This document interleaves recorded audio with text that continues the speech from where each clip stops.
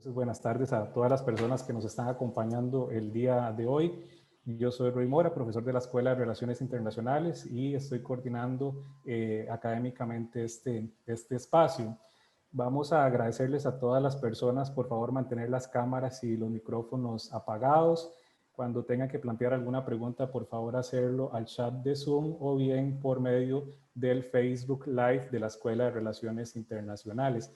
Les recordamos que esta sesión está siendo grabada y también para aquellas personas que quieren optar por un certificado de participación al Congreso deben asistir al menos un 80% de las sesiones y registrar su nombre completo en el chat de Zoom. Este seminario que hemos denominado Perspectivas de la Política Comercial y el Multilateralismo frente a la crisis global post-COVID es organizado por la Escuela de Relaciones Internacionales y la sede regional Brunca con el apoyo del Campus Coto de la Universidad Nacional en Costa Rica y tiene como propósito reflexionar sobre las tendencias de la política comercial y el futuro del sistema multilateral del comercio en un contexto de crisis sanitaria y económica como el que estamos viviendo, de tal forma que desde nosotros, desde la academia, podamos de alguna manera contribuir a la discusión para desarrollar nuevas estrategias que permitan enfrentar la tarea de mitigar los efectos de esta situación y la situación post-pandemia que vamos a estar viviendo, y también contribuir a la rehabilitación de las economías de la región centroamericana y latinoamericana. Para dar inicio vamos a contar con las palabras de bienvenida de la doctora Rosemary Hernández, quien es nuestra directora en la Escuela de Relaciones Internacionales, y también del máster Roy Atencio, quien es director académico del Campus Coto, para posteriormente ya pasar a la conferencia inaugural que va a estar a cargo del profesor Alejandro Jara. Doña Rosemary, bienvenida y buenas tardes. Buenas tardes, Roy. Muchas gracias.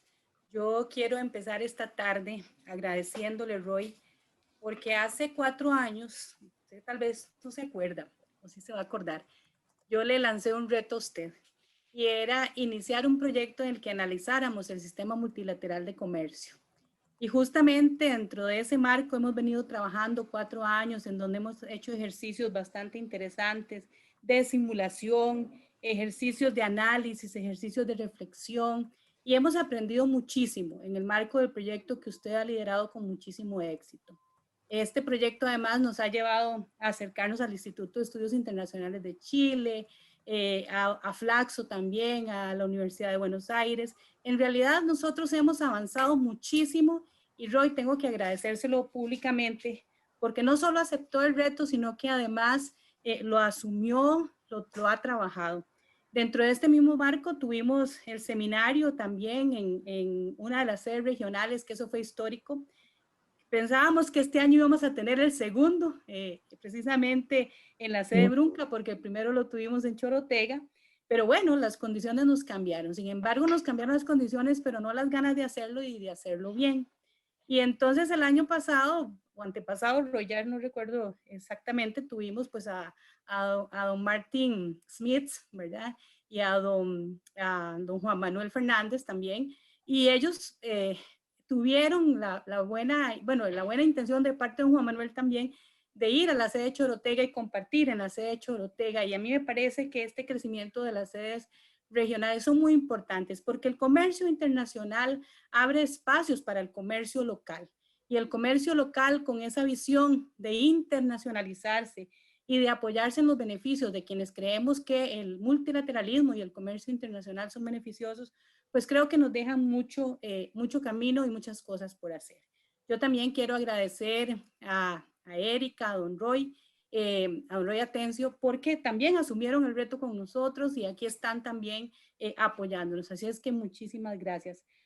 Un especial y profundo agradecimiento a don Alejandro, que en medio de, imagino cuántas tareas y responsabilidades pueda tener, está aquí con nosotros porque, bueno, ahora cuando se presente ya formalmente, me imagino que algunos de ustedes harán una presentación más formal de don Alejandro, se darán cuenta que tenemos un expositor de primera línea en temas, no solamente en los temas prácticos del comercio internacional y del multilateralismo, sino también una persona que ha dedicado tiempo a la academia. Y entonces tenemos una persona experimentada y con una gran visión que nos va a aportar muchísimo esta tarde.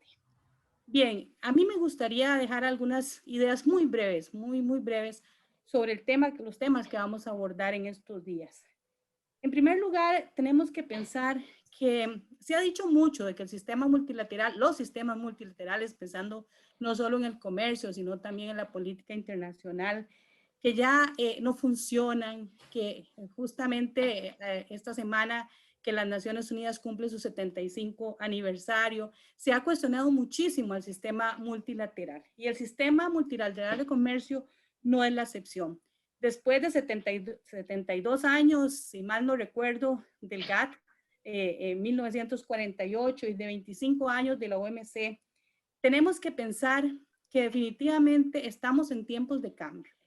En tiempos de cambio en los que yo creo que la institucionalidad que hemos creado para entendernos mejor en el marco multilateral sigue siendo necesaria. Pero como cualquier institución y como son las personas y son las organizaciones y los tiempos, debemos adaptarnos. Y eso no quiere decir que estas instituciones no estén viviendo el reto también de adaptarse. Justamente la crisis de 2008, por ejemplo, y ahora COVID, no habíamos ni terminado de recuperarnos de la crisis de 2008 cuando viene exactamente este tema de COVID y nos pone entonces otra vez a pensar, bueno, cómo funciona el sistema multilateral o los sistemas multilaterales, porque me gusta siempre hablar de ambos y entender que aunque hablamos de un sistema multilateral, en realidad uno está muy abocado a un tema especializado del comercio internacional. Entonces, ¿cómo podemos responder juntos o separados? ¿Qué será lo mejor? Y todos los embates que el sistema multilateral ha tenido, sin embargo, no han podido de ninguna manera socavar los principios en los que el sistema multilateral se basa, en específico el sistema multilateral de comercio. La transparencia, los principios del principio de nación no favorecida, de trato nacional, siguen siendo timones que nos dicen que es necesario tenerlos ahí y que es necesario que bajo esos principios los estados negociemos todos los temas de comercio internacional y por supuesto lo que nos lleva a tener negocios internacionales y negocios locales prósperos.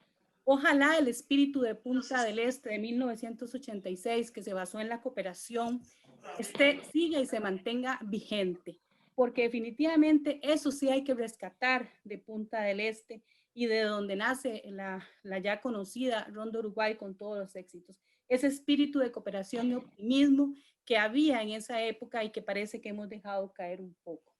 No podemos dejar de lado, además de los principios fundamentales, los alcances que hemos tenido en materia de comercio internacional gracias al sistema multilateral, por ejemplo, el acuerdo de facilitación del comercio o la prohibición de otorgamientos de subsidios a exportaciones agropecuarias cuando eso signifique en algún grado de desigualdad o discriminación. Sin embargo, también hablemos no solo de los alcances, sino de los retos. Hay un reto del que yo he venido hablando muchísimo y quienes me han oído en algún momento, ya escribí un capítulo de un libro que se publicará el año entrante sobre mujer, gobernanza y política internacional. Y estoy muy feliz de pensar que ese reto que creo que tiene todo el sistema multilateral, en el sentido de que la gobernanza en su máximo nivel en la política internacional no ha estado en manos de mujeres. Creo que la OMC muy bien, bueno, creo no, estamos seguros ya por la situación que se está dando, la OMC va a estar en manos de una mujer y creo que entonces ese reto que aún está pendiente en la política internacional, en la gobernanza internacional, va entonces a ser alcanzado por primera vez en la historia en el marco de la OMC, ya sea que doña Amina Mohamed, la keniana, o doña, bueno, espero pronunciar bien el nombre, Yu Mwang Hee de Corea del Sur, sean quienes presidan la OMC, pues estoy muy feliz de que sea una mujer y será un reto entonces que habremos alcanzado en materia de género. Tenemos también el reto del órgano de solución de diferencias. Precisamente don Alejandro, leía que don Alejandro ahora es parte del Multi-Party Interim Arrangement, que precisamente viene, digamos, a apoyar lo que no ha podido, digamos, resolverse o accederse desde el órgano de solución de diferencias por la situación que ya todos conocemos. Tenemos pues ese reto en el marco de la solución de diferencias con el órgano de solución de diferencias. Tenemos otros retos que tienen que ver con los controles y la liberalización de algunos temas, por ejemplo, con el tema de la economía digital, que se ha venido haciendo tan exponencial a partir de COVID, que venía siendo muy importante, pero que COVID lo hizo exponencial, sobre todo con el tema del comercio electrónico. Tenemos el tema de las inversiones, el tema de los servicios, y yo voy a agregar un tema que me parece importante, y es el tema de cuando se dan crisis como la que estamos viviendo con el COVID-19, cómo los países van a reaccionar en materia de insumos esenciales. Insumos esenciales, por ejemplo, ahora relacionados con la salud, pero en próximas crisis podríamos hablar de otros insumos esenciales. Y creo que esta situación inédita nos tiene que hacer pensar en cómo los países pueden ser más rápidos para reaccionar y cómo una organización como la Organización Mundial del Comercio puede ayudarnos a reaccionar de mejor manera cuando sea necesario definir políticas y acciones en materia de lo que yo he llamado insumos esenciales. También hay otro reto, que es el tema que se ha hablado mucho de la disputa entre Estados Unidos y China y lo que puede resultar esto para el comercio internacional y para el libre comercio, y esto, por supuesto, que afecta a la OMC. De alguna manera, nos fijamos mucho en China y en Estados Unidos, pero olvidamos que en el marco del comercio entre China y Estados Unidos tenemos una gran cantidad de países que precisamente están ahí en las cadenas globales de valor, y que el comercio no es solo de China y Estados Unidos, sino que es de muchos otros países que se invisibilizan cuando nosotros vemos solo la guerra comercial, y abro comillas, entre Estados Unidos y China. En fin, con todos estos retos que yo probablemente estoy siendo bastante simplista en abordar, pero que me gustaría pensar que estos días vamos a estar abordándolos de forma muy profunda. Con esto, pues entonces llamo a todas las personas que están aquí, estudiantes, académicos, pues, sociedad civil, todos los que nos siguen, porque por dicha la red se ha hecho muy grande en la Escuela de Relaciones Internacionales y nos siguen hasta diferentes países, que pensemos en estos cuestionamientos y que dejemos espacios para estos, porque yo sigo creyendo como internacionalista que los foros multilaterales nos dan espacios para que la humanidad avance. Muchas gracias, Roy. Muchas gracias, don Alejandro. Muchas gracias, Erika. Muchas gracias otra vez, don Roy, porque aquí tenemos los Roys. Entonces, voy a decir mejor los Roys. Muchísimas gracias. Saludos. Muy bien, muchísimas gracias, doña Rosemary, por estas palabras. Ahora le vamos a dar paso a don Roy Atencio, director académico del Campus Coto, para que nos dé las palabras de bienvenida de parte de la sede Brunca. Bueno, buenas tardes a doña Rosemary, gracias por la invitación a don Roy Mora, ¿cómo se llama? Mi contraparte en Heredia, y el mismo nombre. Y bienvenido don Alejandro Jara, gracias por estar en esta charla. De verdad quiero agradecer a doña Rosemary, que ha sido un baluarte, creo yo, para la sede Brunca, en función de que hemos tenido una relación muy buena, excelente. Nos han prestado la carrera, la trajimos por 4 años, este año ya nos toca cerrar. Es una carrera lindísima, es una carrera bonita. Yo le he dicho a los chiquillos que lastimosamente nosotros no tenemos el recurso para continuarla, y ha sido una experiencia grata como profesor y ahora como director de guiarla y tenerla. Y lastimosamente tenemos que, bueno, como todo, cerrar. Ha sido una experiencia linda. Los chiquillos yo creo que han salido beneficiados porque han podido estudiar aquí sin irse a las sedes centrales donde tenemos más carreras. Y nosotros pues hemos puesto el granito de arena desde la sede Coto y desde la sede Brunca, sacando unas camadas de chicos nuevos en el comercio internacional de esta carrera tan bonita que ustedes la formaron y nos la prestaron. Gracias por eso. Gracias por la invitación al evento. Esperaría que sea de lo mejor, como todo lo que hace la carrera de nosotros y comercio internacional y el REI en general. La Universidad Nacional ha sido un baluarte en la educación a los chicos, y por eso aquí veo muchos chicos conectados y los felicito por estar haciendo academia y por estar presentes en este tipo de eventos, que a veces más bien parece de académicos que de muchachos y muchachas, pero aquí estamos haciendo el esfuerzo porque ustedes se nutran de conocimiento nuevo que don Alejandro nos podría traer, y algunos otros expositores que veo en los siguientes días van a estar muy interesantes. Y no, Roy, muchas gracias por la invitación, y de verdad creer que no sea ni la última ni la primera vez que podamos hacer cosas en conjunto como se hicieron en Liberia. Y nos tocaba este año nosotros hacerla aquí, íbamos a ser anfitriones. Lastimosamente, o no sé, el COVID no lo arrebató de las manos, pero hay otros tiempos y habrán otras oportunidades en las cuales podemos hacer cosas en conjunto. Y muchas gracias y adelante. desde el Campus Coto, bienvenidos a todos y a todas. Y las palabras para don Alejandro, que me parece que es la persona indicada para dar arranque a esto. Y muchas gracias, don Rosemary. Muy bien, muchísimas gracias, don Roy, por sus palabras. Ahora sí, para dar inicio a esta conferencia, yo voy a hacer una breve reseña del amplísimo currículum de don Alejandro. El profesor Jara es diplomático y abogado chileno.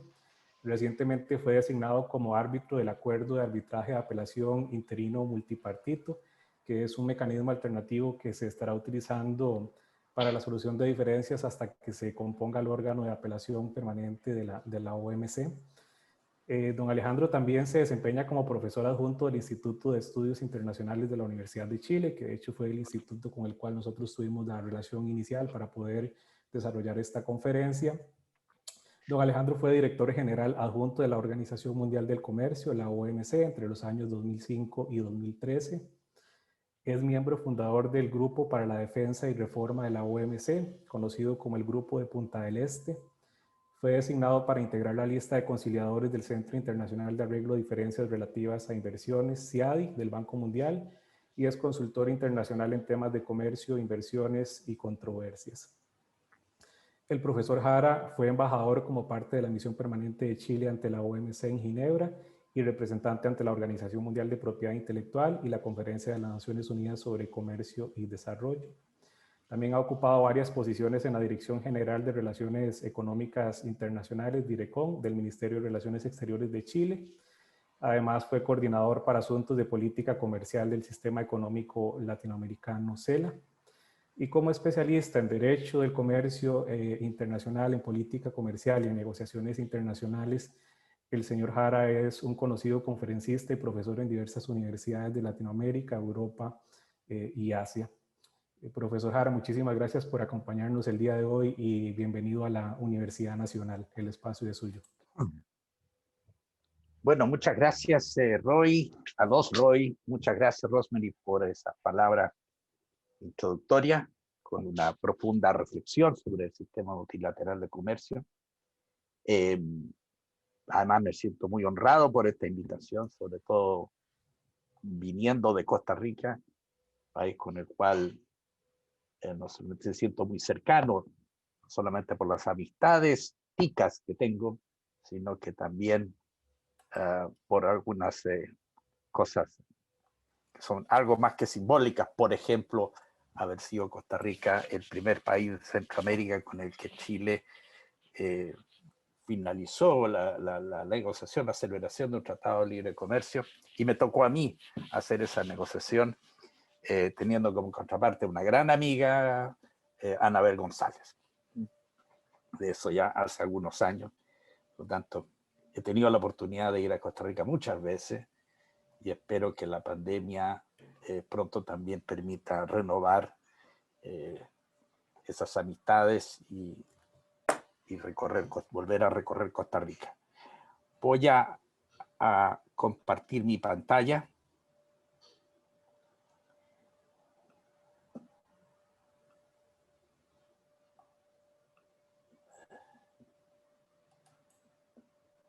Parece que no me dio resultado.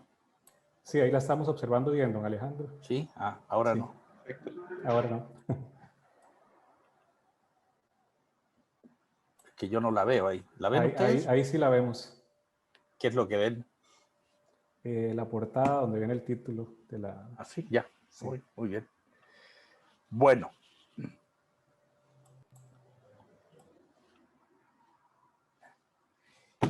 En primer lugar, algo que una vez le escuché a un amigo, un profesor en Ginebra: el futuro ya no es lo que era antes. Y eso me recuerda, a través de los comentarios de Rosemary, algo que también le escuché hace algunos años a un presidente del Banco Central del Perú, Julio Valverde, en una reunión restringida, en que él hizo la observación que, a su juicio, estaba convencido que los políticos siempre adoptan la decisión correcta. Nunca fallan eso. El único problema, dice, es que los mercados no los esperan. Eso fue Rosemary con sus comentarios que me recordaron esa esa reflexión del presidente del Banco Central del Perú, porque es posible, es más una pregunta que otra cosa, que la crisis que vivimos en la OMC y en otros ámbitos de la cooperación multilateral finalmente sea también un reflejo, una consecuencia de esa crisis de tener sistemas de gobernanza nacionales y por lo tanto internacionales que presentan una creciente disfuncionalidad. Mal que mal, las agencias internacionales no son más que las voluntades de sus Estados miembros. Si a mí me hubieran dicho hace 10, 15 años el estado del mundo que vivimos ahora, yo me habría preguntado qué ha estado fumando esa persona. La realidad, conversando con mucha gente y sobre todo conversando con personas que tienen responsabilidades políticas o empresariales o cercanos a ellas, se preguntan, plantean, se preocupan de saber lo más posible porque finalmente dice, ¿cómo es posible en el mundo actual, ante todo lo impredecible, en que sucede lo improbable, poder planificar, poder anticipar los problemas y poder finalmente encaminarse por cursos de acción, inclusive las inversiones? Es un asunto que es tremendamente, pasado a ser tremendamente complejo, difícil y de un alto riesgo. Y por lo tanto, lo que creo que es muy importante en ese contexto es poder tener una aproximación, una visión de lo que está sucediendo en el mundo, lo más fina, lo más aproximadamente posible. Lo que se hace muy difícil, además, porque a diferencia de cuando yo era joven, hoy día la información es abundante. Lo que antes era escasa, antes la información era cara y ahora es sumamente barata. Entonces tenemos un exceso de información y en consecuencia se trata de discriminar entre ellas, inclusive con el fenómeno del fake news.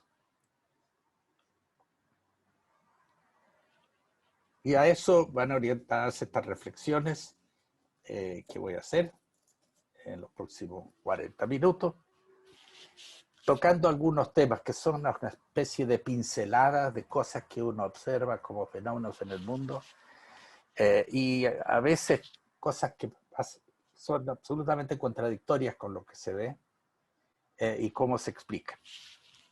En primer lugar, se ha hablado mucho del aumento del proteccionismo.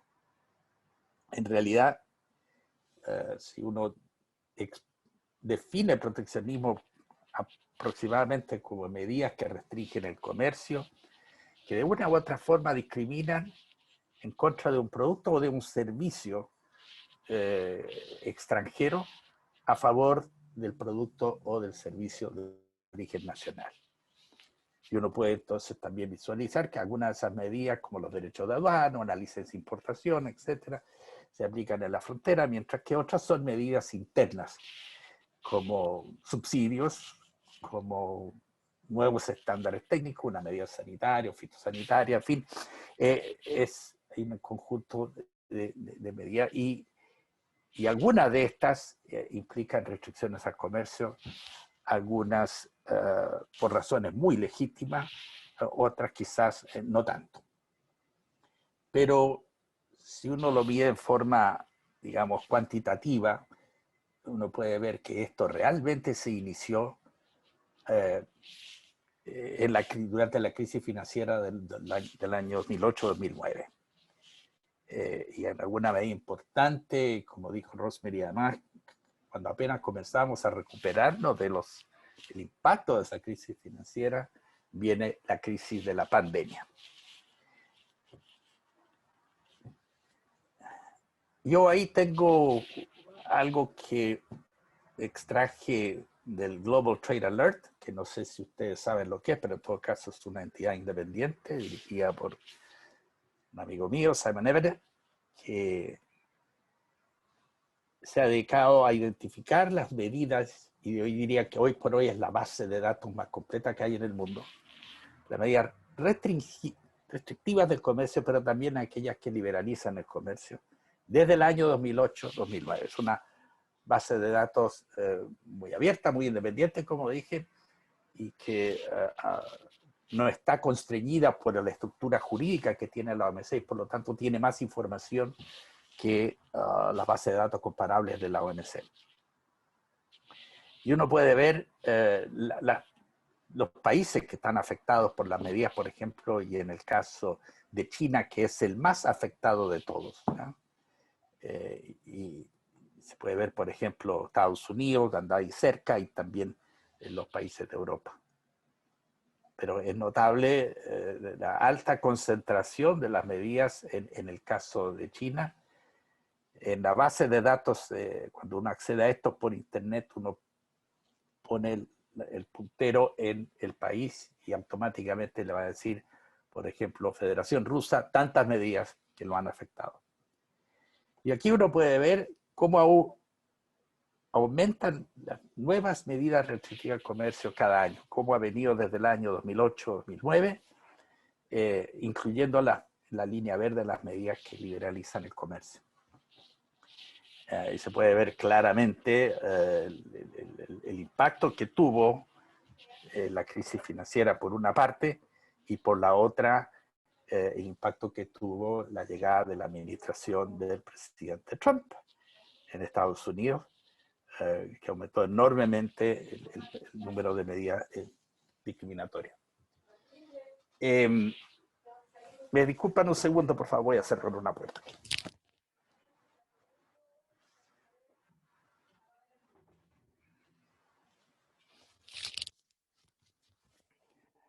Disculpen.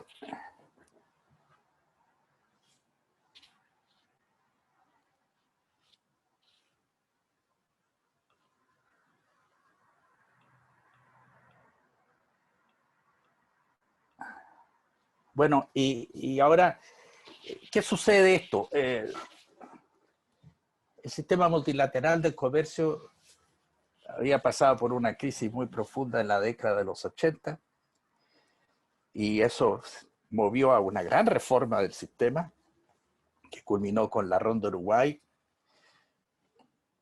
que termina en 1994 con la creación de la Organización Mundial del Comercio y una serie de acuerdos perfeccionados y otros nuevos, servicios, propiedad intelectual, con un excelente sistema de solución de controversia. Es decir, el contraste está estas disciplinas muy mejoradas, con un sistema de solución de controversia que protege y asegura, o se acerca a que los países puedan asegurar el cumplimiento de las obligaciones por parte de los demás. Y sin embargo, sucede que hay una explosión de medidas restrictivas del comercio, que eso significa, por lo tanto, que el sistema ha sido insuficiente. En algunos casos, porque el tipo de disciplina no es lo suficiente, no es profunda para captar estas medidas de política comercial, o, por otra parte, porque hay áreas que simplemente no están cubiertas por el sistema debiendo estarlo. Voy a plantear, por ejemplo, en primer lugar, el área de la inversión extranjera está indirectamente cubierta en el acuerdo sobre los servicios, pero muy indirectamente. Y hay muchas medidas que son discriminatorias, que son restrictivas de las inversiones que han ocurrido en estos años. Claramente, tal como lo dicen Estados Unidos, o lo dice México, o lo dice Europa, y otros tantos, se quejan mucho de que los niveles y el tipo de subsidio que emplean economías como la China y otras no cuajan bien con las disciplinas de la OMC. Entonces hay algo que es insuficiente. O, por ejemplo, el hecho que en el año 2005 Estados Unidos inició un pleito contra los subsidios que la Unión Europea otorga a los aviones Airbus, y por su parte la Unión Europea hizo lo mismo por los subsidios que Estados Unidos otorga al Airbus. Ayer se anunció que se autorizó a la Unión Europea a aplicar ciertas medidas de represalia porque Estados Unidos no había cumplido con algunas recomendaciones en ese sentido. Pero naturalmente llamando a hacer un arreglo definitivo en la materia. Vamos a ver si eso ocurre. Pero lo que quiero decir es que si hay un pleito, o dos pleitos más bien, para ser exacto, en materia de subsidios a la construcción, fabricación, manufactura de aviones. Desde el año 2005 y ello todavía no puede ser resuelto. Quiere decir que había un mal manejo político, primero, y segundo, que las normas que tenemos claramente son insuficientes. Pero por otra parte tenemos los tratados de libre comercio que establecen numerosas disciplinas que son o iguales a la de la OMC en algunos casos y en la mayor parte de los casos pretenden ser mejores, más profundas que la de la OMC. Por lo tanto tenemos una creación normativa muy grande a lo largo de estos años que van más allá generalmente de lo que es la OMC. De lo contrario, no tendrían razón de existir. Y esas mismas disciplinas de estos tratados de libre comercio tampoco han sido suficientes como para contener estas manifestaciones de medidas proteccionistas. Y el contraste, por lo tanto, no deja de ser grande nuevamente, porque a propósito de esto uno puede ver que aumentan, ¿no es cierto?, los acuerdos de libre comercio, por una parte, que liberalizan el comercio, y por otra parte aumenta el proteccionismo. O sea, son dos fuerzas distintas que apuntan en direcciones distintas. Para que tengan una idea, aquí está un gráfico de la OMC, viene desde el año 48 hasta el 2020, y la línea roja va dando número de notificaciones acumulativo de los números de acuerdos de libre comercio o acuerdos preferenciales más bien, que han sido notificados a la OMC, y eso que no todos los acuerdos son notificados a la OMC. Entonces uno ve cómo, digamos, desde el comienzo de la década de los 90, con el NAFTA, con otros acuerdos, particularmente en América Latina al comienzo, y así como también la expansión de la Unión Europea y acuerdos de la Unión Europea con otros países europeos, comienza una espiral de acuerdos de libre comercio para liberalizar el comercio, para ir más allá de la OMC. Y que esto no ha decaído, ¿ya? No ha decaído mucho en estos años, ni siquiera con la pandemia. Yo creo que va a seguir. O por ejemplo, el acuerdo que debería entrar en vigor a finales de este año, ahora que está claro que la India no va a participar, el acuerdo regional de cooperación económica entre varios países del Asia y Oceanía. Ahí están en el gráfico, en que también va a ser un poderoso motor, diría yo, de liberalización del comercio, y en alguna de estos casos, en alguna economía que no siempre han sido las más liberalizadoras que hay. Y habrá que ver, en fin, el resultado final, cuánto de esto va a incluir agricultura, porque uno ve aquí países que tienen una alta sensibilidad en esa esfera, como puede ser el caso de Corea del Sur o de Japón, en cierta medida también Indonesia y Filipinas. Está el TPP, me gusta llamarlo más TPP que CPTPP, pero en fin, que ha entrado en vigor ya para varios de estos países. En Chile todavía no se atreven a aprobarlo, falta una votación en el Senado.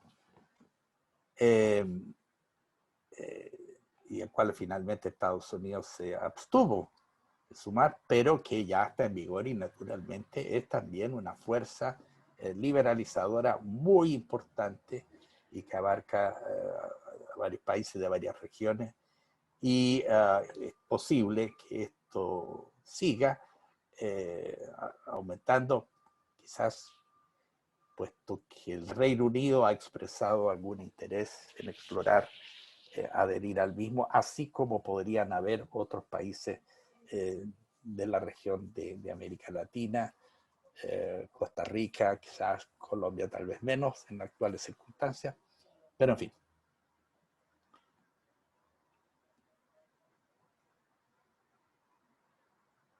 ¿Puedo tener conexión a internet aquí? Ahí, por ejemplo, pueden ver en el gráfico, voy a volver atrás, disculpen. Aquí. De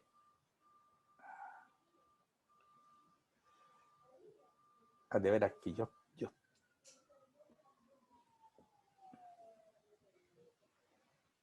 esto lo proporciona la OMC, entonces yo puedo poner mi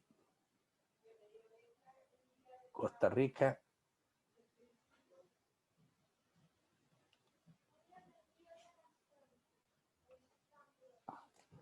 Ahí aparecen los países con los cuales Costa Rica tiene acuerdos preferenciales o acuerdos de libre comercio en general. Tiene una red bastante extensa, toda América del Norte y la costa del Pacífico, en América del Sur, Europa, China. Es decir, además, muy importante, Chile y Costa Rica son 2 de los 6 países que tienen acuerdos de libre comercio a la vez con Estados Unidos y con China. Eso no es un asunto menor porque tiene consecuencias, yo diría, geopolíticas después. Estoy tratando de... No logro capturar ahí a Chile. Sí, disculpe, don Alejandro, lo que se está Sí. observando es la presentación y no la imagen que se abrió. Disculpe, ya. Ok, entonces vuelvo a mi presentación, que la perdí. Ahí está. Pero en todo caso, ahí va el link que ahí uno puede ver. Estoy comparando Chile con Costa Rica, la red de acuerdos comerciales que han logrado construir. Hay otros en formación, el área libre de comercio de África, que ya parece que está bastante bien encaminada. La Unión Europea y Mercosur, que después de 20 y tantos años de negociaciones han finalizado y tienen un acuerdo de libre comercio, pero hay dificultades en su aprobación. Por parte de Mercosur, pues Argentina está bastante reticente, y por parte de la Unión Europea, porque no están contentos con la política medioambiental, deforestación le hace de parte de Brasil, etcétera, etcétera. ¿Cómo se explica esto? Y a mi juicio es una explicación bastante sencilla. La verdad es que a los exportadores, a los inversionistas, a las personas de negocio, y por lo tanto a los gobiernos, no les gusta ser discriminados. O sea, yo recuerdo en la década de los 90, en la segunda parte de la década de los 90, los exportadores chilenos observaron que México empezaba negociaciones con algunos países de Centroamérica. Entonces, naturalmente se aproximaron al gobierno y nos dijeron, si México logra esto, ellos no van a pagar derechos de aduana y nosotros sí, y para nosotros los mercados no son grandes, pero son muy relevantes porque Chile exporta o exportaba algunas manufacturas y semimanufacturas. Y por lo tanto se nos ocurrió proponerle a los países de Centroamérica hacer un acuerdo de libre comercio entre Centroamérica y Chile con protocolos de liberalización comercial distintos por cada uno de los países de Centroamérica. ¿Por qué? Para evitar ser discriminados.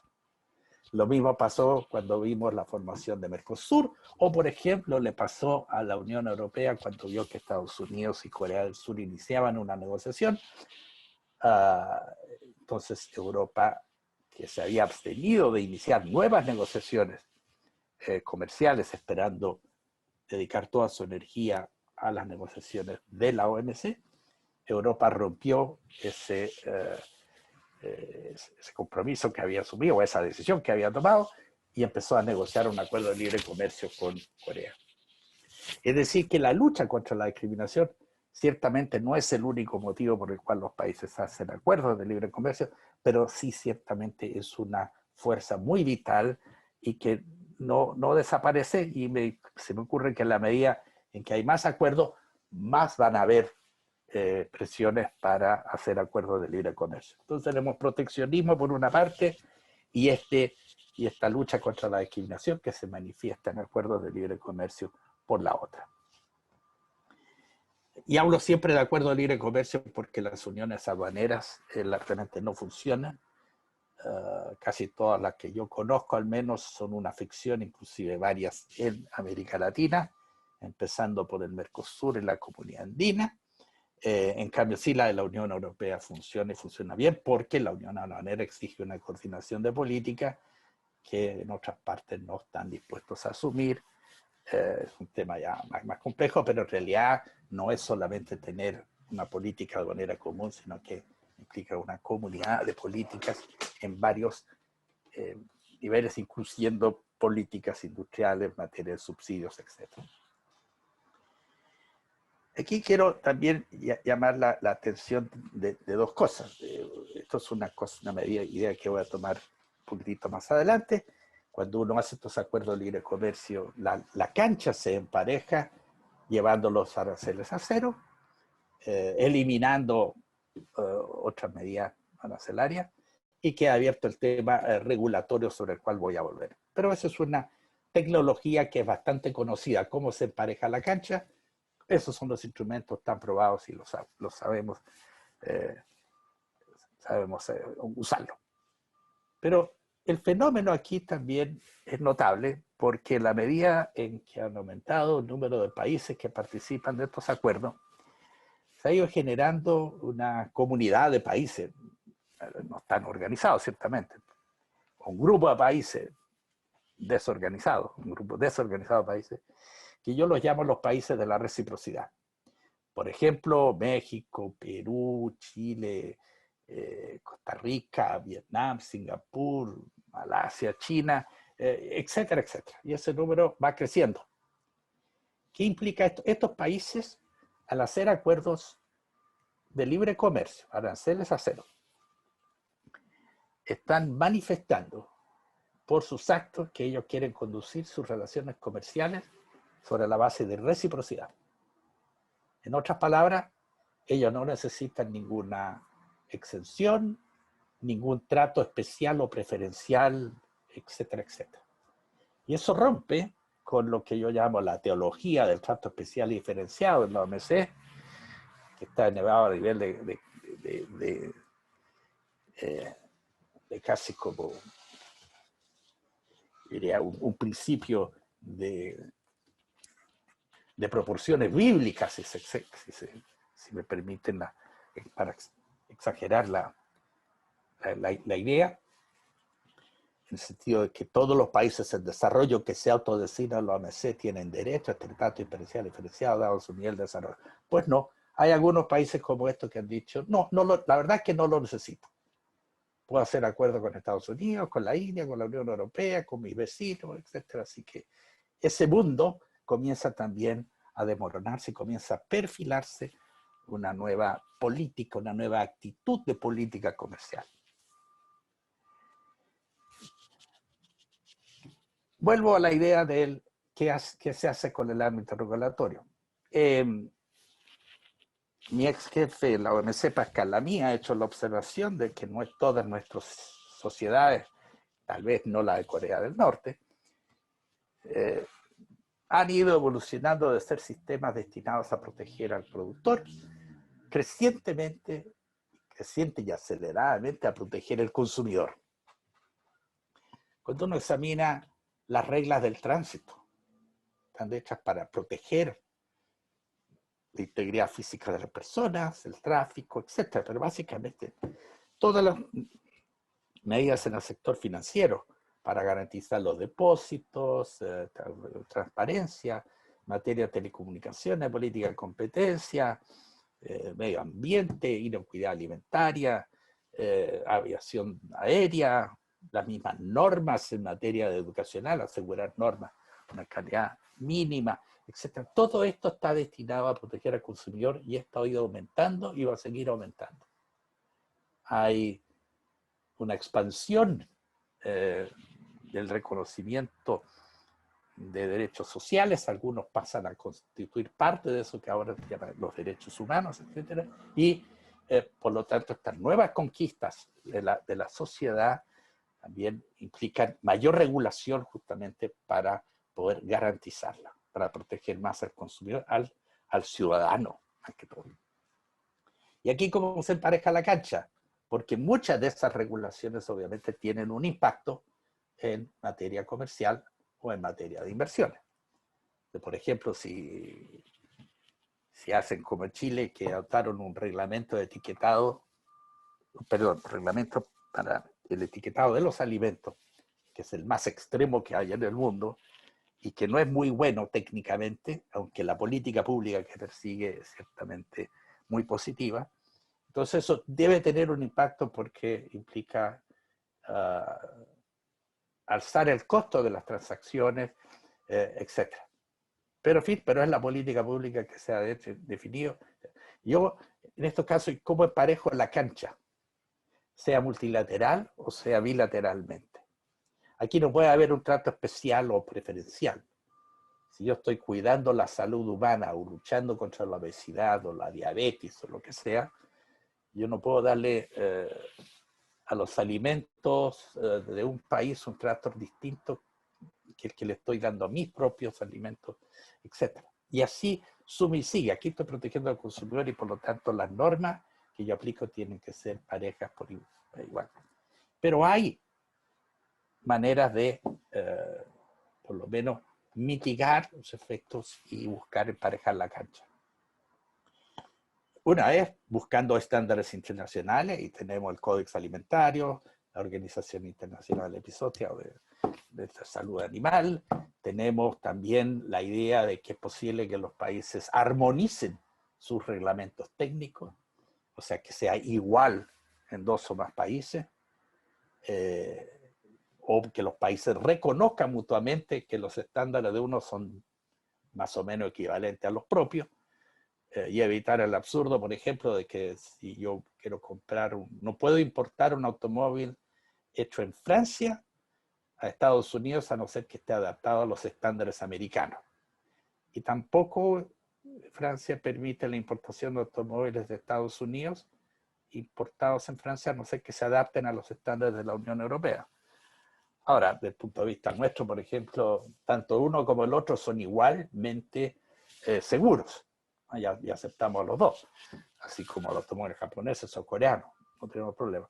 Pero entre ellos no ha sido posible ese reconocimiento mucho, y menos aún la armonización. La armonización es aún más difícil, puesto que una parte importante de todos estos estándares esconden o están basados en valores de la sociedad que no siempre son los mismos en todos los países. También está el reconocimiento unilateral.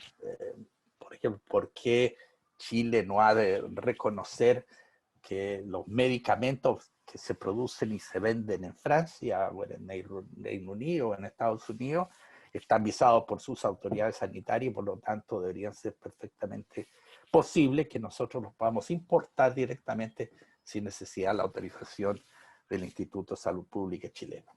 ¿Por qué no? Pero eso todavía no sucede, por cierto.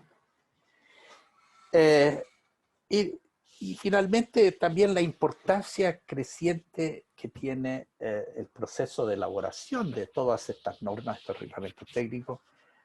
Vale decir, ya hay normas en la OMC en materia sanitaria, fitosanitaria, y en materia de estándares técnicos también las hay, que obligan a los países, por ejemplo, a dar a conocer los textos del proyecto de normas o de medidas sanitarias, fitosanitarias, ¿ya?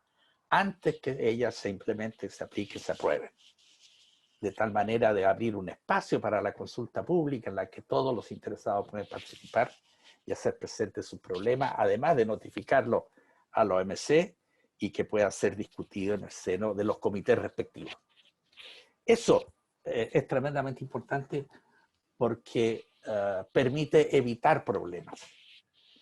Permite evitar que este tipo de reglamentaciones sean capturadas por intereses proteccionistas y en consecuencia yo diría, este es un caso como hay otros en que a veces en que los procedimientos, ¿no es cierto?, son tal vez más importantes que las medidas en sí para asegurar no solamente la transparencia, sino que evitar los obstáculos innecesarios al comercio. Y por lo tanto, lo que uno ve es que crecientemente lo que se hace en el plano bilateral o en grupos de países, la Alianza del Pacífico, por ejemplo, etcétera, o en otras agrupaciones de integración, es que mucho del esfuerzo en la implementación, la aplicación de este acuerdo está dado en esto, en usar los procedimientos, profundizar las transparencias a fin de evitar obstáculos innecesarios al comercio y mantener una cancha lo más pareja posible. Y esto cambia también la manera de administrar estos acuerdos y ciertamente cambia la manera de negociar los acuerdos. Esta área regulatoria puede ser tanto más importante que la liberalización arancelaria. Enseguida está el fenómeno de las cadenas globales de valor, ya conocidas por todos, etcétera, cadenas globales que no siempre son globales, más bien son regionales, América del Norte, Europa, Asia. Hay países que tienen sí una vocación más global que otros, por ejemplo Estados Unidos. En América Latina uno puede observar, voy a exagerar aquí, no es una afirmación absoluta, que salvo México y Costa Rica, el resto de América Latina está ausente de las cadenas globales de valor. ¿Por qué? Y creo que eso tiene muchas respuestas que se combinan entre ellas y que pueden ir variando de país en país. Ciertamente en Chile hay una empresa que hace muchos años que fabrica cajas de cambio para los Renault en Francia o que son ensamblados, armados en Argentina. O está el caso de Embraer, que produce aviones en Brasil, etcétera, que también es una gran empresa que está inserta en una cadena global de valor. 70% más o menos de un avión de Embraer, en realidad, por valor, es hecho en Estados Unidos. En fin, pero esto, aparte de preguntarse por qué Costa Rica, por ejemplo, le fue posible hacer un gran salto de exportar banano y café a exportar cosas, equipos médicos, semiconductores, etcétera, etcétera. Notable. ¿Por qué otros no le han sido capaces? Pero dejemos esa discusión al lado porque donde quiero ir es que en este contexto tiene una importancia capital usar mediciones del comercio en términos de valor agregado. Ustedes ya saben la historia, ahí está mal escrito, del iPhone. Estados Unidos, por ejemplo, registra un iPhone que su última transformación fue en una planta en China y exportado a Estados Unidos. Estados Unidos registra, supongamos, $400 cada iPhone. Ahí. Pero si uno hace un despiece del iPhone, uno puede ver que algunas partes vienen de Corea, otras partes vienen de Taiwán, otros componentes vendrán de Japón, otros de Malasia, etcétera, y otros de propio Estados Unidos, ciertamente, y que probablemente aporta la mayor parte de valor agregado, entre ellos el diseño y el software. Lo importante es que al final el valor agregado en China es, por ejemplo, $20. Eso más o menos son las proporciones. Entonces, si yo mido el valor, el comercio entre Estados Unidos y China en términos de valor agregado, según las cuentas de hace algunos años, el déficit comercial de Estados Unidos con China se reducía en más o menos 50%. Y eso cambia la realidad política, diría que cambia la manera de apreciar las cosas. O por ejemplo, en Chile hay toda la vida se ha dicho que Chile exporta materias primas y ahí se queda mucha fruta, vino, etc. Pero alguien en Chile hizo algunos años una medición de las uvas. Se cosecha la uva y 19 días después está en un supermercado en Nueva York en estado fresco y natural espectacular. Entonces, del precio final que se paga en Estados Unidos, sacó la cuenta que el productor en Chile recibía el 10%. O sea, 10 centavos por cada dólar exportado. Y todo el resto era un encadenamiento de servicios, entre packing, controles de calidad, refrigeración, transporte, telecomunicaciones, comercialización, ciertamente los servicios legales, de algo tenemos que vivir los abogados, etc. ¿Qué implica eso? ¿Chile está exportando qué? ¿Está exportando uva o está exportando servicios? Porque cuando uno mide el comercio en términos de valor agregado, los que han hecho números al respecto descubren que, si bien antes se afirmaba que del comercio internacional en total el aporte de los servicios era 20%, hoy día se sabe que es sobre 40% y creciendo. Notable. O sea, se valora mucho la participación de los servicios. O se valora mucho, por ejemplo, que otra cosa que se dice mucho en nuestros países, que solamente exportan las empresas medianas y grandes. La verdad es que las pequeñas y medianas empresas también exportan, aunque sean indirectamente. Fabrican partes y cosas que van incorporados en otros productos. Ya sea productos elaborados en la propia jurisdicción o en otras. Por lo tanto, la OMC y la OCDE han generado varios estudios y tienen una base de datos, ahí está, en la cual se puede ver en términos aproximados el valor agregado. Y esto es una cosa que comienza recién a perfilarse en el mundo y también cambia la forma como uno aprecia la realidad de las cosas y por lo tanto debería transformar o cambiar la manera como uno negocia comercio, como emparejar la cancha. El impacto todavía está por verse, pero a mí me gusta decir que esto es como el cambio de la televisión de blanco y negro a colores. Se ve la misma fotografía, pero la otra es mucho más rica. Y tenemos mucho que aprender aún. Ya para ir terminando, el sistema en realidad sí enfrenta a una crisis, la más seria, desde que comenzó el año 47, 48, y voy a tratar algunos aspectos de esta crisis. El fracaso en la ronda de Doha. Y el fracaso no por los temas nuevos o que se quería introducir y que finalmente quedaron afuera, sino por los temas tradicionales. O sea, la ronda Doha estaba centrada en la agricultura. El año 2001 había el compromiso de que la reforma agrícola iba a continuar, que se había iniciado durante la anterior ronda, la ronda Uruguay. Y esto implica que son los países que subsidian la agricultura, principalmente los países industrializados, y ahora China, los que tienen que reducir los apoyos que otorgan a la agricultura o cambiarlos por instrumentos que distorsionen menos el comercio.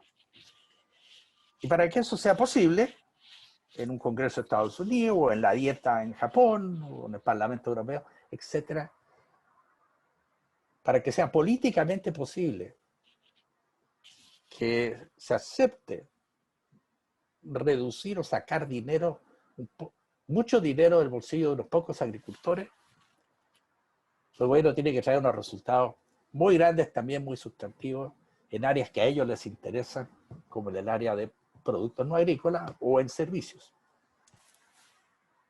Y aquí entonces entra a jugar dos cosas. Uno, que aquí hay países en desarrollo, como por ejemplo la China, India, que nunca estuvo dispuesto, o Argentina en su momento, a transigir nada en materia industrial o no agrícola para los efectos de obtener mayores concesiones en el área de agricultura.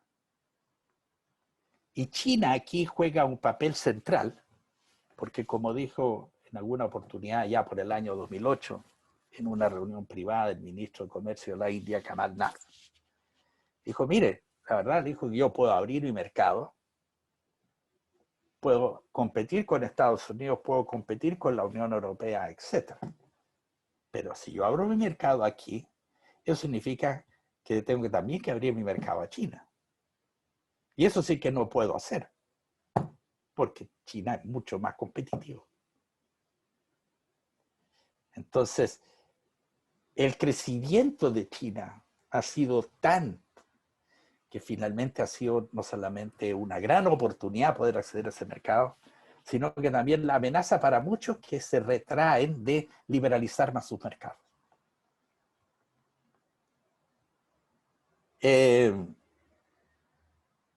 Una ecuación muy difícil de lograr que no se logró en su momento, estuvimos cerca del año 2008, y que después la ronda de hojas naturalmente fue afectada por la crisis financiera y porque se empieza a discutir aquí también cosas que son más bien teológicas, sin ninguna visión práctica, y que es el trato especial y diferenciado para los países en desarrollo, el hecho de que los países en desarrollo se autodesignen,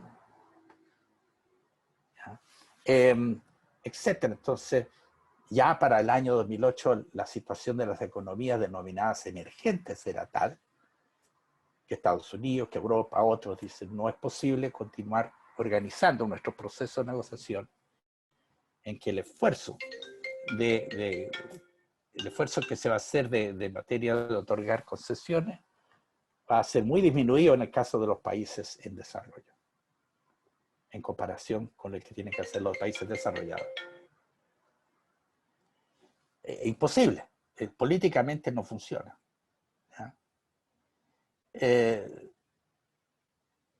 Como observó un amigo mío hace poco, no puede funcionar una organización en que las 2/3 partes de la membresía dice somos países en desarrollo y por lo tanto no podemos conceder nada. Y aquí también entra en juego lo que dije anteriormente, la emergencia de estos países de la llamada reciprocidad, que han demostrado que no necesitan ningún trato especial. Y por lo tanto esos países están llamados a jugar un rol distinto en el sistema multilateral de comercio. ¿Para qué? Para buscar accionar a través del mecanismo de la reciprocidad la liberalización de los intercambios. Enseguida, el órgano de solución de diferencias, o sea, el mecanismo de solución de diferencias más bien, y particularmente el órgano de apelación, que ha sido cuestionado por Estados Unidos y que en estos últimos años ha impedido el inicio del proceso de selección de nuevos miembros del órgano de apelación para reemplazar a aquellos que habían cumplido su periodo, lo que ha llevado a que el órgano de apelación hoy día tenga un miembro y por lo tanto no puede funcionar, exige un mínimo de 3. La verdad, esta queja de Estados Unidos es algo que viene de mucho antes. Viene de la administración Obama, de la administración Bush, y ha sido bastante sistemática a través de todos los gobiernos. Lo que pasa es que ahora la reacción fue un poquito más brutal. Pero además hay que decir una cosa, no es solamente Estados Unidos que tiene esa opinión de que ha habido una extralimitación de parte del órgano de apelación en cuanto a interpretar las normas de la OMC. Varios otros países comparten esa visión y eso refleja también que se quiebra un quiebre de confianza entre el órgano de apelación y los miembros de la OMC. Y de ahí su parálisis. Y eso va a requerir no solamente tal vez un nuevo gobierno en Estados Unidos, pero sí va a requerir un cambio del órgano de apelación. Mucha queja de que hay falta de transparencia, es cierto. Y se dice inmediatamente los países no cumplen con sus obligaciones de notificación. Y es verdad, no todos los países notifican y a veces cuando lo hacen de forma incompleta y tarde. Alcanza a preguntarse, perdóneme, pero las notificaciones es una tecnología de los años 50. Está bien que en los años 50, si uno quería saber lo que está haciendo otro país, la primera base fundamental era contar con las notificaciones del otro país, divulgando lo que está haciendo en materia de medidas comerciales. Hoy en día, Google o Baidu u otros mecanismos de búsqueda pueden dar mucha información. Vamos a estar abrumadas por la misma. Y si no, vuelvo a la base de datos del Global Trade Alert a la que me refería al comienzo. Entonces, hoy día es distinta la situación. Y cuando la queja de que los países no notifican, no es tanto porque no sepamos lo que hacen. Se sabe muy bien. Por lo tanto, ahí hay una discusión política también que hacer para los efectos de buscar arreglar y mejorar el sistema y hacer que la Secretaría, por ejemplo, provea más información al sistema.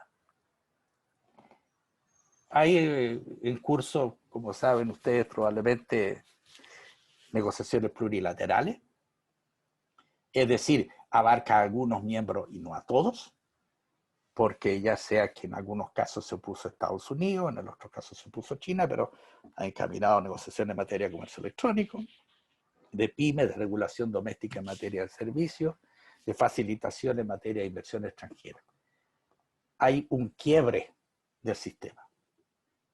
En la medida en que los países ven la necesidad de avanzar en la cooperación internacional en nuevas esferas, mediante acuerdos que no involucran a toda la membresía, y está por verse si esos acuerdos se van a aplicar sobre una base de nación más favorecida o se van a aplicar solamente para los miembros que hayan negociado, lo que implica además que habría que cambiar los estatutos jurídicos de esto, lo que es tremendamente difícil. Tenemos la pesca, que el año 2001 estamos negociando la eliminación de los subsidios pesqueros que mantienen en alta mar flotas pesqueras para stocks de pesca, de recursos pesqueros que están en constante disminución, y más o menos el 80% más de estar en situación crítica, muy difícil de revertir, muy grave. Ya hablamos sobre subsidios, la insuficiencia de la disciplina. En definitiva, estamos en un estado de situación, la palabra aquí que se me ocurrió ya tarde fue calamitoso. Y a lo que se suma esta presión que existe del desacople, de que Estados Unidos dice, o usted está con China o está con nosotros. La tecnología 5G, los cables submarinos de fibra óptica, etcétera, etcétera. Y por eso mi alusión al hecho muy importante que al menos Costa Rica, Chile y creo que también el Perú, son 2 de los 6 países que el mundo tiene acuerdo de libre comercio con uno y con el otro. O sea, uno está un poquitito mejor situado que otros. Y no olviden de esa disposición que se puso en nuestro nuevo NAFTA, en el TEMEC, en que se dice que si uno de los 3 países, Canadá, Estados Unidos, México, negocia un acuerdo con una economía que no sea una economía de mercado, es decir, China, tendrá que ponerlo en conocimiento a los otros 2 socios que naturalmente tendrán el derecho de salirse de esa relación de libre comercio con ese país que está negociando con una economía que no es de mercado. Es muy fuerte la presión. ¿Qué necesita América Latina? A la que veo muy fragmentada, sin buenos mecanismos de consulta ni coordinación en este plano y en otros también. Huelga decirlo, casi como perogrullo. Necesitamos estabilidad en las reglas, necesitamos certeza jurídica, necesitamos disciplinas y procedimientos, todo esto para protegernos, ponernos al abrigo de guerras tarifarias, de medidas discriminatorias, etc. Y ciertamente el sistema multilateral de comercio no está proporcionando eso hoy en día. Y si no lo está proporcionando, ya hemos dado pinceladas en torno a distintos aspectos de la misma. la conclusión inevitable es que hay que encaminarse a la reforma del sistema. Y la reforma del sistema tendrá que empezar en algún momento cuando haya alguna voluntad política y un mínimo de confianza entre los miembros de la OMC. Y ese mínimo de confianza, a mi juicio, se restablece reinstaurando el órgano de apelación en virtud de algún entendimiento político que establezca algunas limitaciones en su funcionamiento, logrando una mucho mayor transparencia y no necesariamente a través del organismo de notificaciones por los gobiernos, y tal vez con algún compromiso en términos de, junto con divulgar y dar a conocer los subsidios, los tipos de asistencias que se proporcionan, por ejemplo, durante la pandemia en todos nuestros países, ¿no es cierto? Tener alguna, no solamente actos de transparencia, sino que también de forma muy importante, tal vez poner un compromiso de standstill o de un compromiso de no aumentar el nivel de subsidios en las economías, de dar una cierta tranquilidad a los mercados, que no va a haber un aumento de las distorsiones en el comercio. Y con eso a lo mejor se puede sentar las bases para iniciar un proceso de reforma que involucre a todos los países, que va a ser largo, va a ser difícil, pero en el cual yo creo que es absolutamente esencial que tenga éxito para que América Latina cuente con los espacios normativos que le permitan continuar y mantener una política de desarrollo sostenible y que esté también muy en congruencia con el funcionamiento de la economía a escala global. Y eso es todo. Muchas gracias.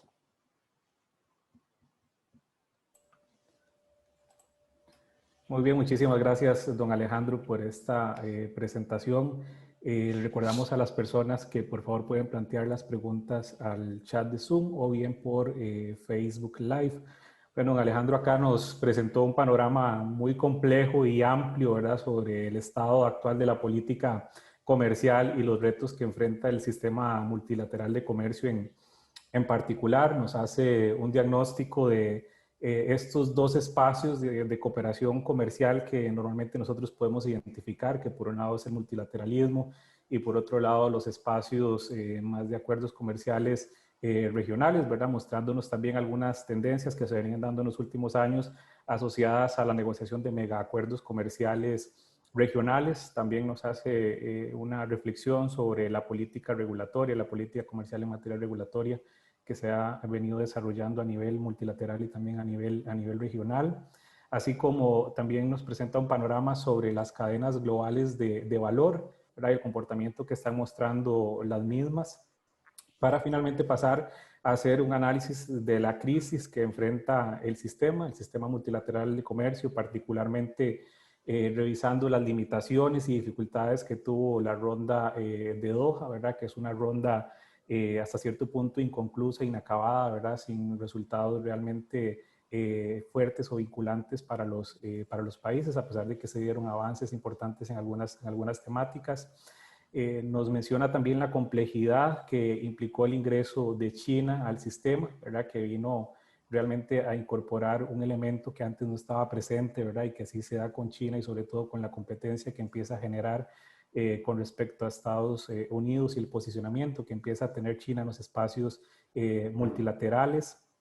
Nos menciona también el rol de los países en vías de desarrollo y cómo algunos principios que se identificaron desde el inicio en el sistema, como el de trato especial, de alguna manera pueden ser un elemento de dificultad para que el sistema funcione correctamente. En el tanto, los países se autodenominan, ¿verdad?, países en vías de desarrollo y no compiten necesariamente en igualdad de condiciones con respecto a otros países.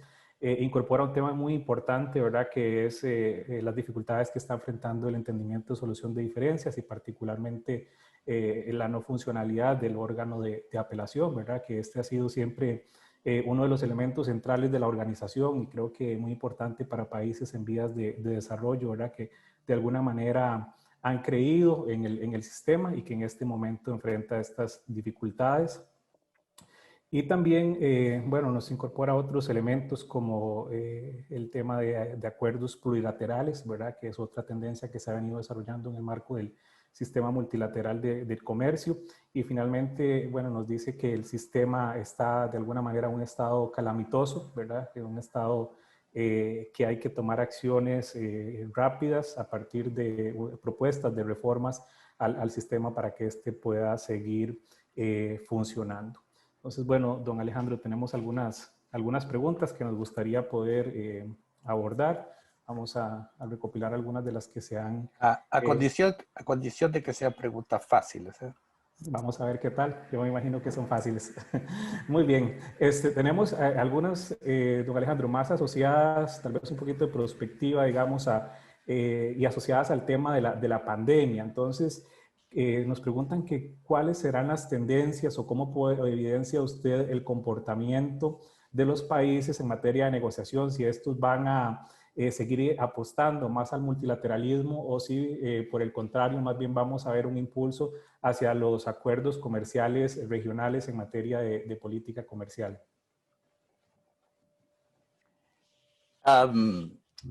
A ver, yo creo que el sistema en este momento multilateral de comercio carece de energía y carece de credibilidad, porque no veo que haya ánimo de empezar un proceso de reforma de la OMC para mejorar su disciplina, expandirse a otras áreas, para liberalizar el comercio. Ciertamente no lo veo presente. Y eso tiene también mucho que ver con el liderazgo, porque estamos acostumbrados, estábamos acostumbrados, quizás mal acostumbrados, desde el año 47, que todo el proceso de liberalización y de apertura económica global fue realmente un liderazgo muy fuerte de Estados Unidos. Y en algún momento Estados Unidos, ya digamos hacia los finales del gobierno de Bush Jr., empezó a abdicar ese liderazgo, empezó a cambiar ya, eso, y eso tiene mucho también que ver con el Congreso y la percepción del gobierno de Estados Unidos de que no tenía el apoyo interno necesario, y además de que si tenían que invertir energía política en hacer cambios, habían otras áreas que eran más importantes, algunas internas, ciertamente una mayor cooperación externa, justamente para hacer frente de mejor forma a la crisis financiera. Ya se absorbe mucho de la energía política. Por lo tanto, hoy día no tenemos ese liderazgo, y por lo tanto mi conclusión me lleva a que todo esto por el momento se va a ir dando en la celebración de más acuerdos de libre comercio, y en reagrupar quizás a los países en distintos formatos, digamos, para participar de conglomerados más grandes de áreas de libre comercio. Y eso creo que va a ser una tendencia que nos va a seguir marcando todavía durante los próximos años, hasta que no se pueda restablecer la confianza en el sistema multilateral de comercio.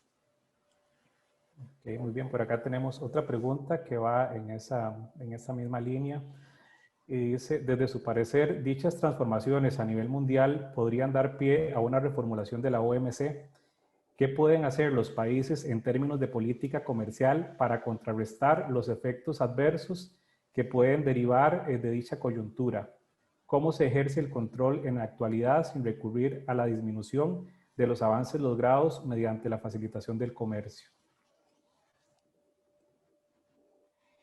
A ver, y a mí me parece que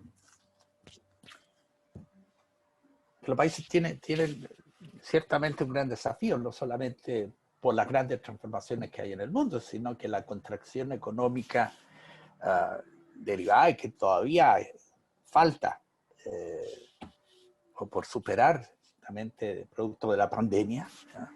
Esa recuperación económica involucra una intervención muy fuerte de los estados en las economías. En segundo lugar, implica una inversión muy grande de recursos públicos y ciertamente endeudamiento interno y externo para los efectos de conservar empleo, de subsidiar la generación de nuevo empleo, etc. Apoyar a los sectores más vulnerables. Entonces, creo que todo eso lleva casi inevitablemente a la conclusión que, pese a que pueden haber presiones proteccionistas, y pese que, y lo he visto, que hay sectores de producción en distintos países que aprovechan esto para reclamar mayor protección para sus industrias, etcétera, y que no son nuevas, digamos, sino que vienen de mucho antes. Por ejemplo, el sector del acero en Chile. Pese a todo eso, creo que lo mejor que pueden hacer los países no es solamente mantener el grado de apertura que han logrado de sus economías, sino que profundizarlo, aunque sea en forma unilateral. Yo creo que esa es la mejor respuesta de política a fin de mejorar la asignación de recursos en la economía, a fin de abaratar los costos en la misma y a fin de que permitirle que las personas, que los contribuyentes, que los consumidores puedan acceder a los bienes y servicios de mejor calidad y al mejor precio posible, en lugar de hacerles la vida más difícil y más costosa. Y en cuanto a facilitación de comercio, ciertamente creo que ha habido avances muy grandes en materia de facilitación de comercio. No creo que esta pandemia, esta situación haya afectado las medidas de facilitación de comercio que se han adoptado, no necesariamente como consecuencia del acuerdo de la OMC, sino que la facilitación de comercio es algo que viene de antes y viene más bien financiado por los bancos regionales de desarrollo, por el Banco Mundial, y viene también como consecuencia de las disciplinas en los acuerdos bilaterales o plurilaterales de libre comercio. O sea, no es solamente la OMC. Pero creo además que como es algo que juega tanto para la importación como para la exportación, eso ya está incorporado y que no creo que se vaya a revertir mucho en eso. Por el contrario, durante esta pandemia, entre las muchas medidas que se han adoptado, muchos de los países han acelerado o han dado todavía mucho más facilidades en cuanto a las transacciones y a los procesos para los efectos, por ejemplo, de importar equipos médicos, equipos de protección de las personas, particularmente del personal de salud y de equipamientos médicos. O sea, ha sido también un factor enorme y que creo que después, ojalá, se han de mantener para el futuro. Muy bien, tenemos 3 preguntas más asociadas al caso latinoamericano. 2 de ellas van en la línea de integración regional. La primera nos dice, ¿considera que si América Latina se proyectara como un bloque realmente integrado, podría sacar provecho de los mercados individuales de cada país, siendo complementos y no competencia entre sí, o es mejor optar por acuerdos extrarregionales? Y la segunda pregunta en esa línea nos llega desde Colombia y dice, en el caso latinoamericano, ¿cómo pretender, pretender por qué los procesos de integración regional, principalmente comerciales, Alianza del Pacífico, Comunidad Andina, ALBA, Mercosur, etcétera, sean constantemente fortalecidos como políticas de Estado y no dependan de la ideología e intereses de los gobernantes de turno?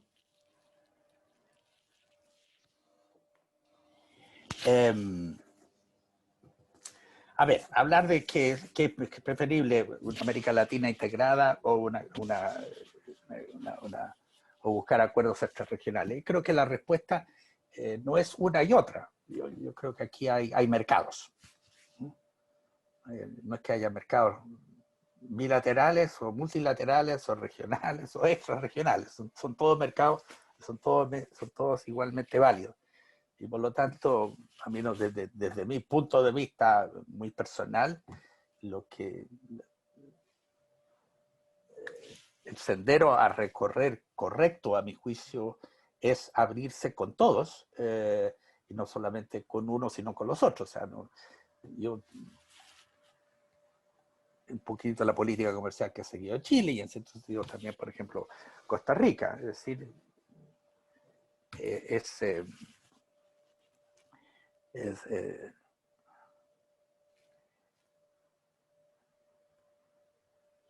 es como tener la mayor cantidad de socios posibles y con aquellos que no sea posible, inclusive también, ¿por qué no? ¿Ah? ¿Por qué no abrirse unilateralmente? Eso es lo que más conviene. Ciertamente una América Latina integrada sería mucho más fuerte, pero ahí voy a la segunda pregunta. La idea de una integración es, por cierto, muy antigua, pero en el plano comercial, me parece que el primer acuerdo de libre comercio de verdad que existió, se menos del caso de Centroamérica, pero realmente un acuerdo de libre comercio que abarcaba casi todos los productos, etcétera, que llevó los aranceles a cero, fue el año 91 entre Chile y México. Y eso llevó también a una espiral de acuerdos comerciales en América Latina, también vino el Mercosur, etc. Y yo creo que esto no depende tanto de la ideología o de la voluntad de los gobernantes. Yo creo que aquí los países aprendieron, uno, que estos acuerdos funcionaban bien, que podían tener resultados ciertamente muy positivos, etcétera, aumentar el nivel de inversiones entre los países de la región, etcétera. Así que creo que fue alimentado por sus propios éxitos, por sus propios resultados. Pero voy a hacer otro comentario. Hay mecanismos de integración y mecanismos de integración.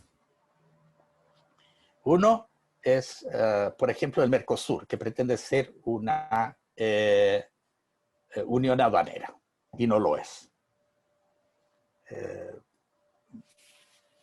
Y por lo tanto no puede actuar como un bloque, no puede negociar por sí sola como tal, sino que el Mercosur cuando negocia con otros países, negocia como una acumulación de sensibilidades de los países. Y uno, cuando negocia con el Mercosur, uno aprende rápidamente que hay que negociar con cada uno de los países individualmente y ponerlo en un protocolo común. Lo mismo en la Comunidad Andina, una ficción. Entonces, diseñamos nosotros en América Latina muchos esquemas de integración que son de un alto grado de ambición, en términos de su proyección y su alcance, su profundidad, que no tienen fundamento en la realidad. Por ejemplo, Mercosur, diseñar una política de unión aduanera implica tener una política arancelaria común. Y la que tiene es una proyección, un reflejo de la política industrial brasileña, que no le conviene a Uruguay, o le conviene menos a Argentina, etc. Entonces, no puede funcionar si se es demasiada ambición o no hay bases para procurar una cooperación que sea más profunda en otras áreas para que pueda funcionar una integración más profunda en ese sentido.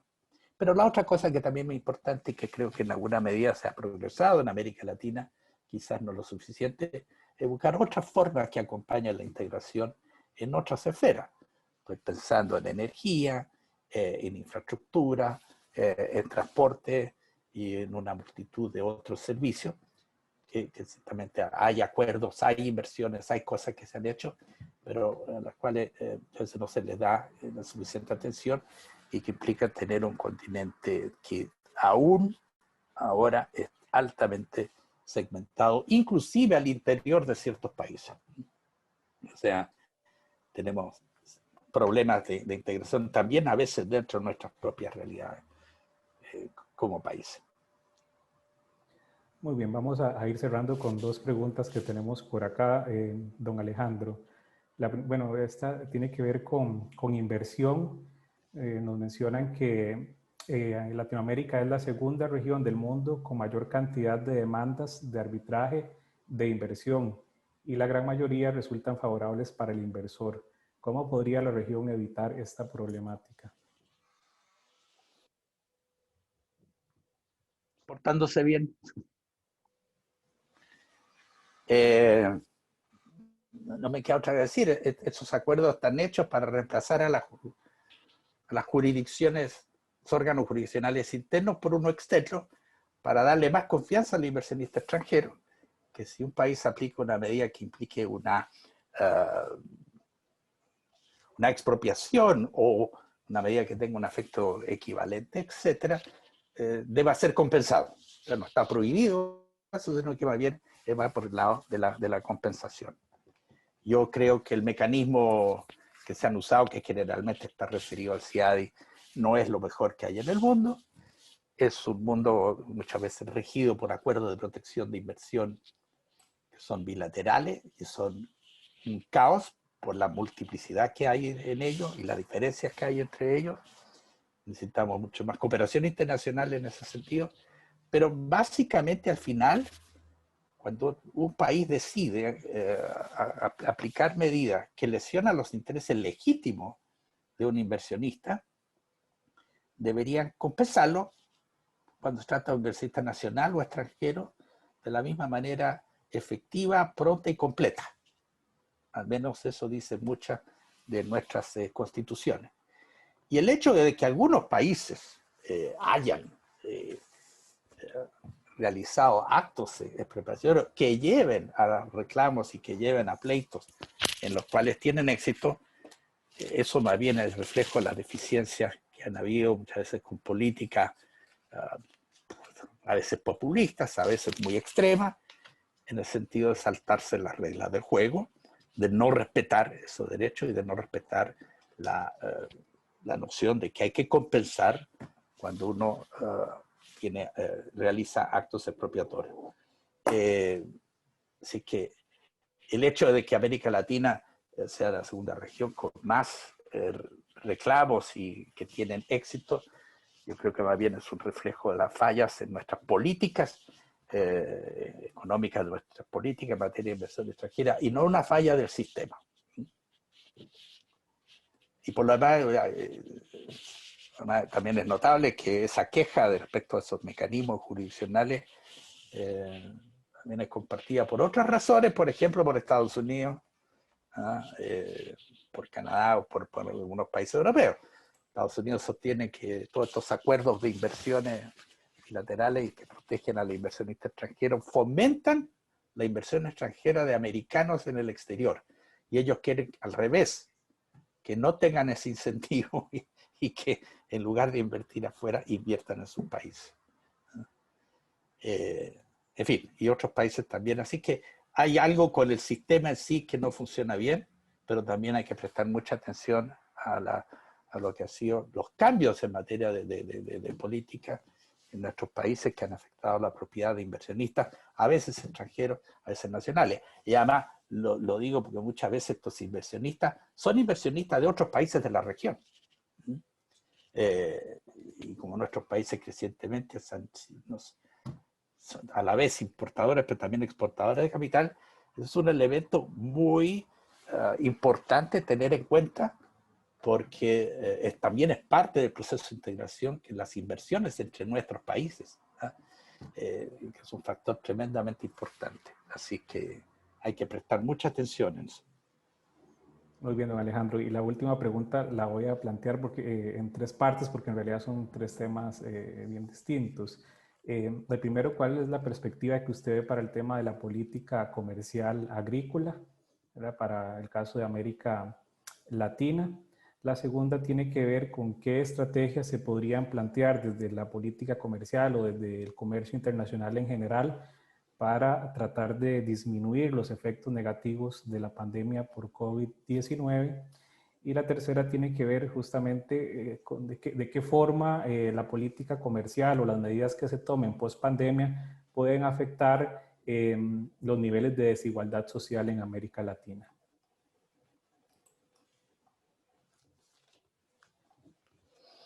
Si yo supiera la respuesta a estas tres preguntas, me haría multimillonario.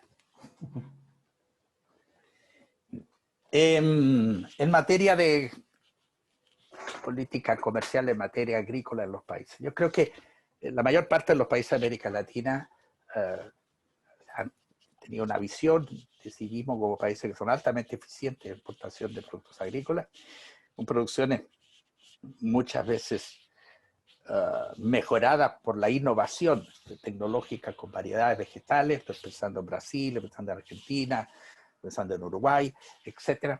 Y tenemos, por lo tanto, en sanidad animal y vegetal, algunos países que tienen un gran patrimonio, etc. Y esto también es un reflejo, como digo, de innovación y mejor tecnología, mejor rendimiento y mejor eficiencia. Bueno,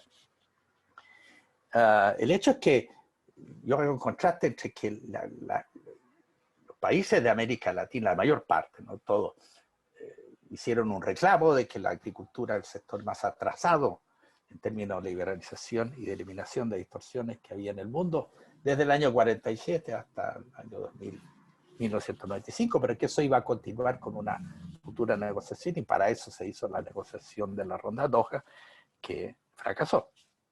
Pero es notable, porque si bien hacia el año 2001 el problema fundamental para nuestros países era acceso a los mercados, hacia el año 2008, como consecuencia de la erupción de las economías emergentes, y por lo tanto la generación de riqueza, de incorporar a más personas a una clase media, pujante, etc., y como consecuencia de ello la mayor demanda por proteína, los precios de los productos agrícolas se dispararon, ¿ya?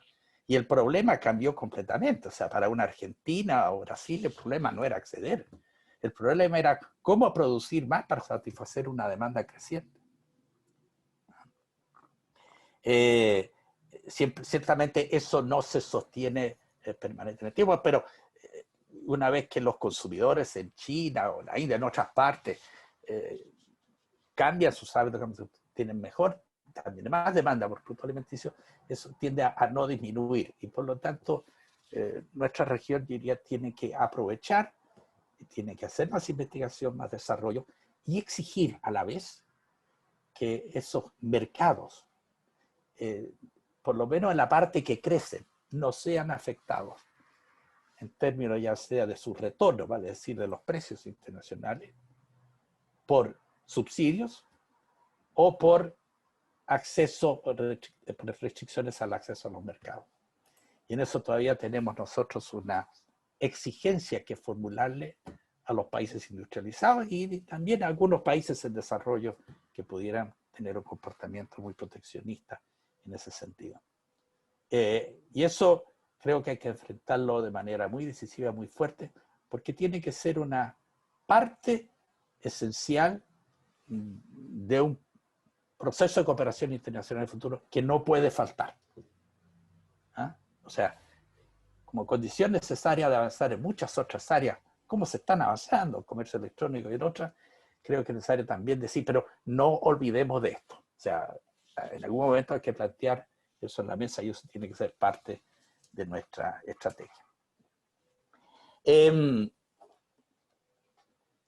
Los efectos negativos del COVID, bueno, hablamos de la contracción económica y también hablamos de las medidas que se han adoptado, muchas de ellas restricciones a las exportaciones, que yo ciertamente no creo que vayan a ser permanentes, otras muchas también de liberalización de los mercados, etc.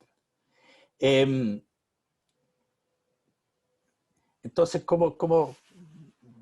¿qué hacer? Yo creo que las economías se van a recuperar, no sabemos exactamente cuál va a ser la forma que van a tener, pero nuevamente me asusta, me preocupa el impacto que pueden tener los altos niveles de apoyos, de subsidios que se emplean en los países, y que como sucedió, por ejemplo, en la crisis del año 2008-2009, no hubo un lugar, al menos en el contexto comercial, donde pudiera aquilatarse, medirlo, discutirlo, ver el impacto de tales subsidios y de su permanencia en el tiempo, ¿ya? Entonces creo que aquí también es muy importante que nuestros países, como parte de su estrategia, etcétera, exijan primero la transparencia y que en ese sentido las agencias internacionales, incluyendo a la OMC y otras, puedan aportar la información debidamente organizada para tener una capacidad de análisis. Segundo, tener un foro donde poder discutir eso, donde pueden medir los impactos, ser presentes, sensibilizar las preocupaciones que podamos tenerlo. Creo que eso es un punto de partida para los efectos de tener más tranquilidad, o por lo menos de si vamos a tener alguna intranquilidad, tenerla con fundamento y por lo menos poder actuar con rapidez y agilidad antes que se convierta en un problema mayor. Esto tiene muchas otras aristas, por así decirlo, pero creo que no hay tiempo de entrar a verlo. Y la desigualdad, la pospandemia. Sí, aquí va a depender mucho de las políticas que practique cada país en la materia, pero sí creo que como sucede normalmente cuando sucede este tipo de trastornos económicos, ciertamente son los más pobres, son los más vulnerables, los que sufren más. Y por ejemplo, pienso en el caso de Chile. El año pasado, el 18 de octubre, tuvimos el comienzo de un estallido social violento, profundo y muy... se amplió rápidamente al país a distintas esferas de la vida social y política. Y antes de ayer tuvimos un plebiscito para empezar un proceso para diseñar una nueva constitución.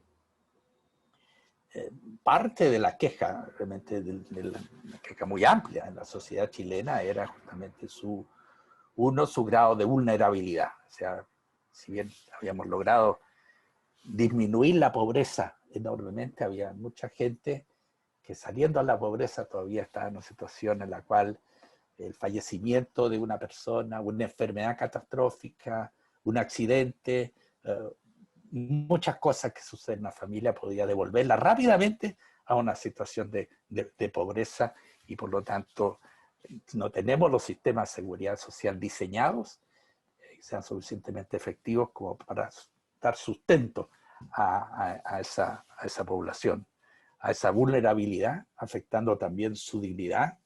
Y de ahí se explica una parte importante de ese estallido social, que creo que también se ha reproducido en varios otros países de la región. Tanto aquí hay dos elementos que creo que me parecen fundamentales en materia de recuperación económica. Uno, diseñar instrumentos para dar mayor protección, mayor seguridad, ¿no es cierto? Creo que es esencial. Y segundo, que sea sustentable.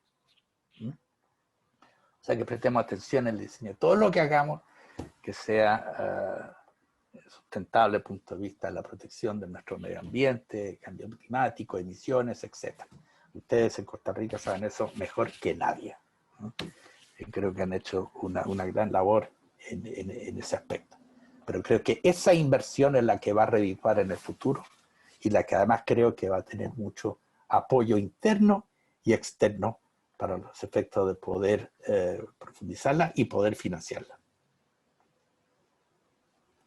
Muy bien, don Alejandro, muchísimas gracias. Vamos a cederle la palabra rápidamente a doña Rosemary para que le dé las palabras de agradecimiento.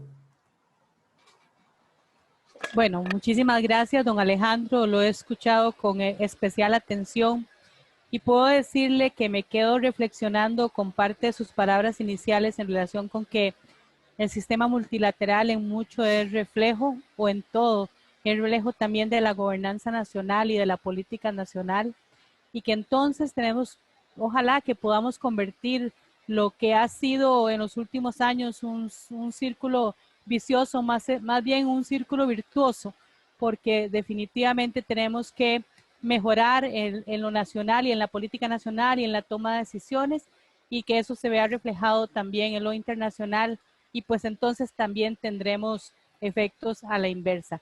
Yo sumamente feliz de poder contar con usted. La próxima vez será presencial, y agradecerle también a Roy, porque Roy, como siempre, seminarios de altísimo nivel, con invitados de altísimo nivel y con una gran labor suya en la coordinación y el trabajo.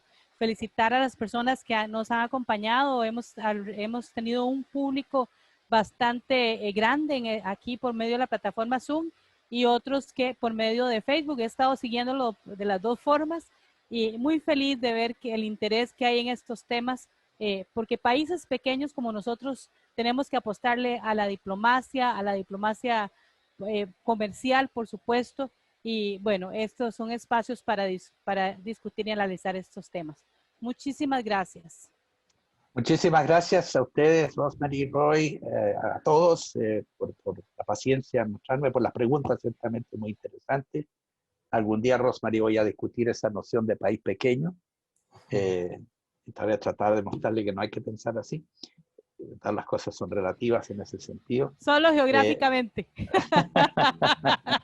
Ni siquiera. Compare a Costa Rica con Corea del Sur, a ver. Vamos a ver. Por lo tanto, yo feliz de seguir interactuando con ustedes. Quiero decirle a todos que la presentación que le voy a mandar a Roy más tarde, está mi correo electrónico, así que si se puede distribuir a los participantes, cualquiera quiere preguntar, hacer, contar, comentar, lo que quiera, y sobre todo criticar, yo feliz de que usen mi correo electrónico para los efectos de iniciar un intercambio de ideas que siempre termina por enriquecerlo a uno. Y yo ciertamente me he beneficiado mucho de esta interacción con ustedes. Muchas gracias. Muy bien, muchísimas gracias, don Alejandro. Nuevamente, con eso estaríamos finalizando el seminario. Les esperamos mañana a las 2 de la tarde, hora de Costa Rica, para la actividad sobre propiedad intelectual y salud pública. Que tengan buenas tardes.